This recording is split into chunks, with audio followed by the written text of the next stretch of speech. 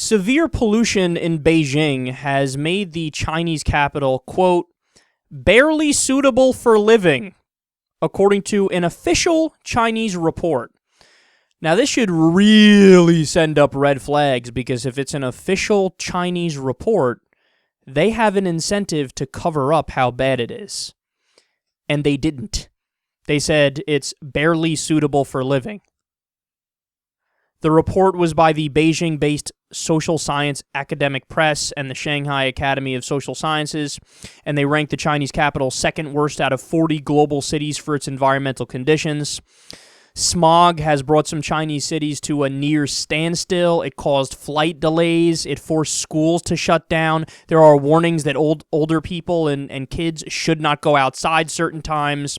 And they actually got to the point where, we did this story about a month ago, they're considering teaching pilots how to blind land now. Whoa, that's crazy, man. But that's how bad the smog has gotten. And we also discussed how the pollution is so bad that it literally breaks the meter that people use to measure it. Ugh. So they may finally be starting to address the problem, because they plan to spend $1.65 billion on it, and that's just for Beijing. And for the entire country, they're going to spend almost $500 billion on it, and they're going to supposedly shut down 300 factories that pollute a lot. But look, this is all speculation until we actually see the action take place, because it's not, you can't just, trust what the Chinese government's going to say. They can say whatever they want to say. The actions are what matters. And here's my sincere advice if you're in one of the heavily polluted areas. Leave. Because if even they admit that it's barely livable there because of this, that means it's worse than that, and it's actually not livable at all. So, for example, you're going to see an increase in cancer rates and heart disease rates and lung disease rates. They're all going to shoot up through the roof. If you don't believe me, how's this for evidence? An 8-year-old girl in a polluted region in China was diagnosed with lung cancer because of the pollution. The average age that lung cancer applies to people, or that people get it, 70 years old. She got it at 8.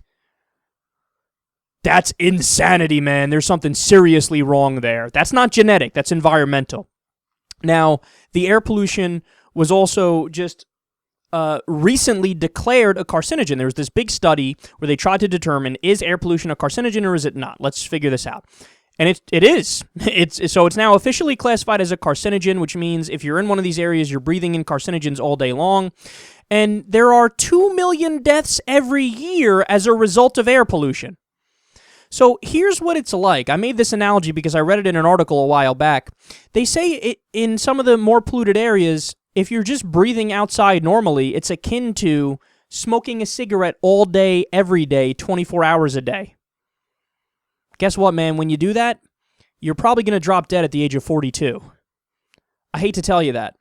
Seriously, get out if you're in those areas, because this is not okay, and there needs to be a massive cleanup effort.